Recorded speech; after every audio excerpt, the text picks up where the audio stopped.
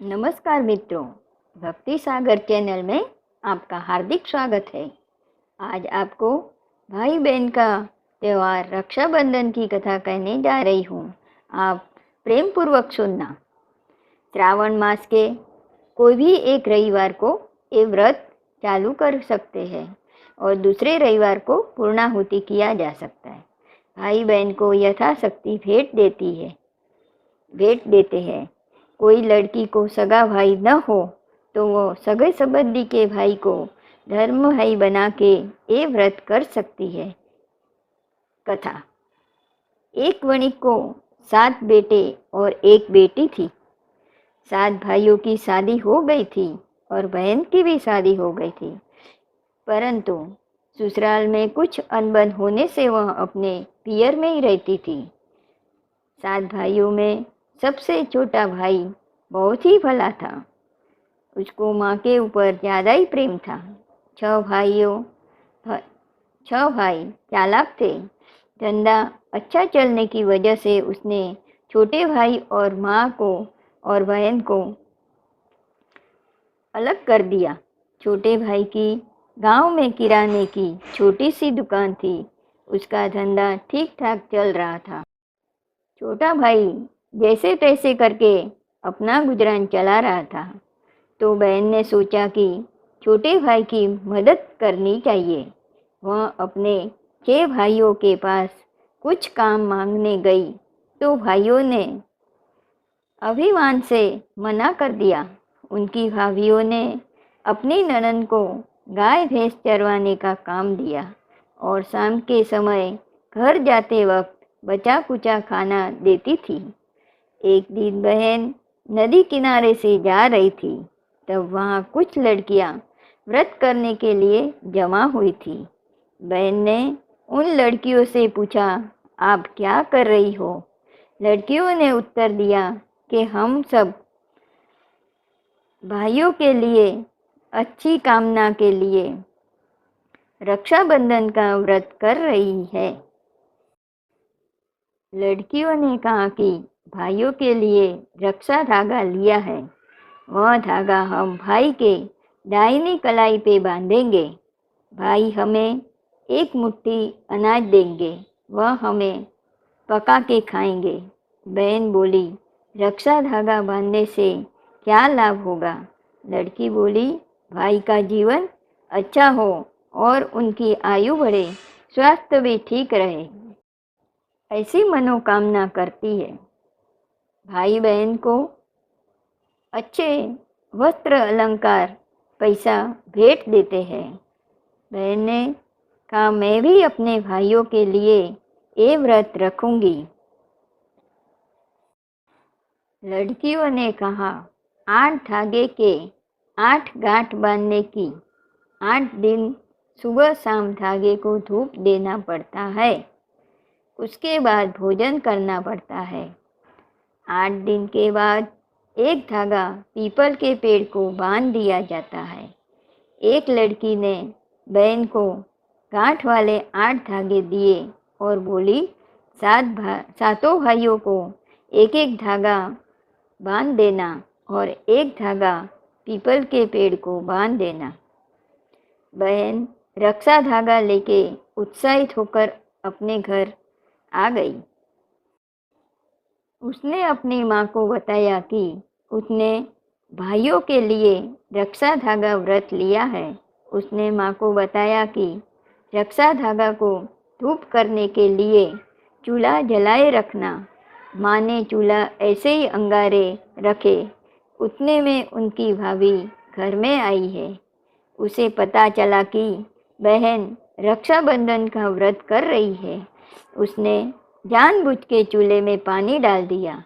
बहन ने फिर से चूल्हा जला के धागे को धूप दिया है और बचा कुचा जो खाना था खा के अपना व्रत पूरा किया है। देखते ही देखते 8 दिन पूरे हो गए। बहन को व्रत का उद्यापन करना था, इसलिए बहन ने सोचा कि मैं अपने भाइयों के घर जाकर उनकी कलाई पर रक्षा धागा बांध दूंगी।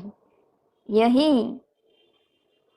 यदि उन्होंने प्रेम से खाना खाने को कहा तो खुशी खुशी खा लूँगी। यह विचार करके बहन भाइयों के घर जाने निकली है। वहाँ पहुँचकर 6 भाइयों के कलाई पर रक्षा धागा बांधा, परंतु भाइयों ने ना ही कुछ उपहार दिया और न ही अपने घर खाना खाने को कहा, बल्कि भाभीओं ने मुंह बिगाड़कर अपने घर से निकल जाने को कहा। बहन निराश होकर अपनी माँ के पास आ गई। छोटा भाई अपना काम करने खेत पे चला गया था, तो बहन को रक्षा धागा बांधने खेत पर ही चली गई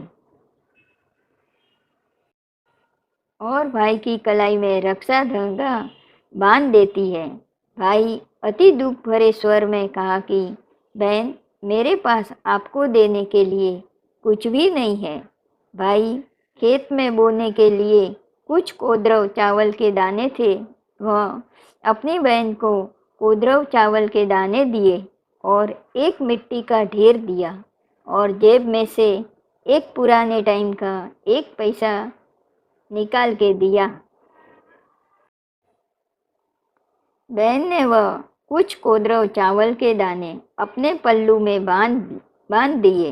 बहन ने कहा कि भाई, कोदरव चावल के दाने मेरे लिए कमोद है और मिट्टी का ढेर है वह गुड़ है और ये पैसा है वो रुपये के बराबर है।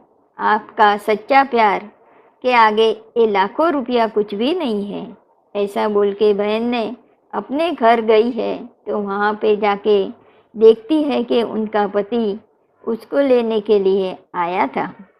बहन सोचने लगी कि मेरे पति मुझे लेने वापस कैसे आए हैं। वह देखकर सिर पर पल्लू रखकर अपने कमरे में चली गई।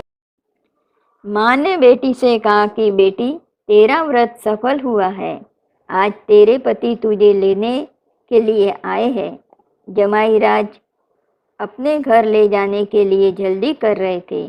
तब सास को लगा कि बेटी ससुराल जा रही है तो उसे कुछ न कुछ देना चाहिए। घर में बेटी को देने के लिए कुछ भी नहीं था। बहन की 6 भाभीओं ने पता चला कि आज ननंद ससुराल जा रही है। ननंद की मजाक करते उसने एक टोपली में सुपड़ी, झाड़ू, फटी हुई साड़ी, ब्लाउज, पेटीकोट पोटली में बांध कर दिए हैं और ऊपर से बोली, बहन को हमारी तरफ से दे देना। छोटा भाई काम की वजह से खेत पे गया हुआ था। उसे खबर मिलते ही वो उत्साहित होकर घर आया। वह सोचने लगा कि बहन आज अपने ससुराल जा रही है, किंतु मेरे पास देने के लिए कुछ भी नहीं है। बहन भाई की मन की बात समझ गई और कहने लगी, आपने जो पैसे दिए हैं वह 1000 रुपया के बराबर है और जो कोदरव दिए हैं वह कमोद के चावल है, मिट्टी का ढेर है वह गुड़ है। आप उदास मत हो जाइए। भाई बहन की बात सुनकर उत्साहित हो गया है और बहन को बाहर तक विदा करने गया है। माँ की आंखें गीली हो गई थी। वह बेटी को छोड़कर आने के बाद उसे याद आया कि जंगल में रक्षा धागे को धूप देने के लिए अंगारे कहाँ से मिलेंगे। तो माँ ने एक छोटी सी मटकी में थोड़े से अंगारे लेकर बेटी को देने जंगल में निकल पड़ी है। सास को अंगारे लेकर आई देखकर दामाद वह देखकर हंसी आ गई। तो पत्नी ने पति को कहा कि इन्हीं अग्नि देवता के प्रताप से हमारा मिलाप हुआ है और मैंने रक्षाबंधन का व्रत किया है, उसी वजह से यह सब हुआ है। अब मुझे धागे को धूप देना है और व्रत का उद्यापन करना है। आगे चलकर एक तालाब के किनारे बैठकर दोनों अपनी थकान उतारी है।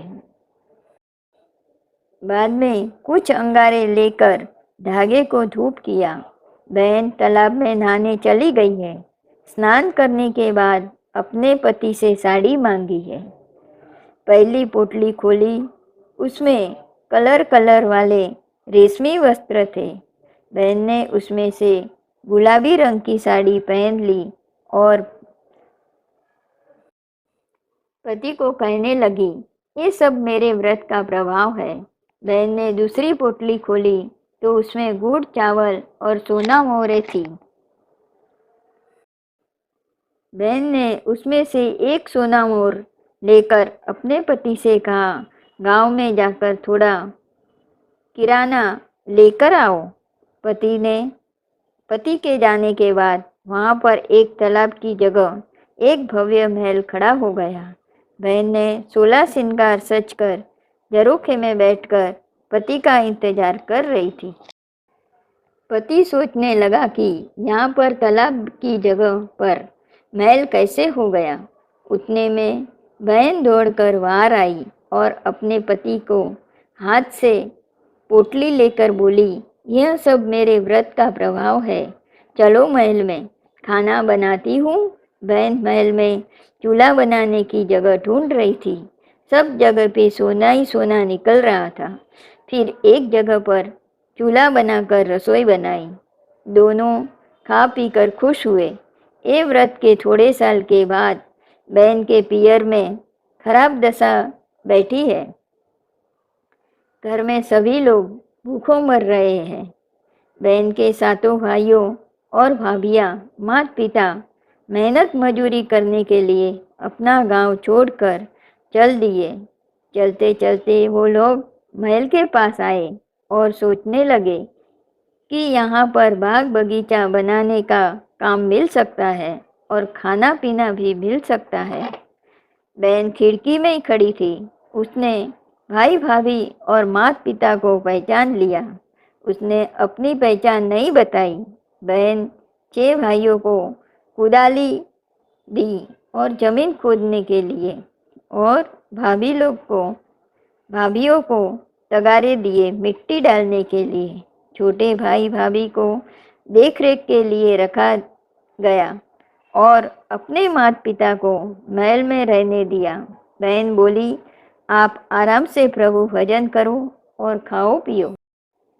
6 भाइयों और भाभी मिट्टी का काम करके परेशान हो गए थे, परंतु पेट के लिए मेहनत मजूरी करनी जरूरी थी। जब छोटा भाई भाभी महल में आराम से रहने लगे थे, थोड़े दिन के बाद बहन ने अपने भाई भाभी को महल में खाना खाने बुलाया। उसके साथ छोटे भाई भाभी को बिठाया। बहन खुद ही सबको खाना परोस रही थी। उसने बड़े भाई को और भाभी के थाली में सोने के लड्डू परोसे और भाभियों की थाली में कटोरी में नमक वाली खीर परोसी है। जब छोटे भाई की थाली में चूरमे के लड्डू और दाल परोसी, छोटा भाई आराम से खाना खा रहा था। बड़े भाई भाभी एक दूसरे का मुंह ताक रहे थे। ऐसा खाना कैसे खा सकते हैं? बहन ने उत्तर दिया, भाई आपके पास धन था और भाभियों के ननद नमक जैसी खारी लग रही थी। उस टाइम आपको मेरे साथ बात करने की भी फुर्सत नहीं थी। बहन को बोलते सुनकर 6 भाइयों और भाभियां एकदम चौंक गई और एक शर्म के मारे नीचे मुंडी करके बैठ गई। बहन कहा कि बड़े भाई, जब छोटे भाई के पास कुछ भी न था, फिर भी उसने एक पैसा, मिट्टी का ढेर और कोदरव दिए थे। उससे मैंने रक्षाबंधन व्रत किया और उद्यापन किया। ये सब व्रत के प्रभाव से सुख संपत्ति मुझे मिली है। सब भाई और भाभी ने बहन से माफी मांगी। सब लोग खुशी खुशी साथ में मिलजुल कर रहने लगे। सातों भाइयों की बहन को ये व्रत फला जैसी सब बहनों को ये व्रत फलना। रक्षाबंधन की सब भाई बहनों को हार्दिक शुभकामनाएं।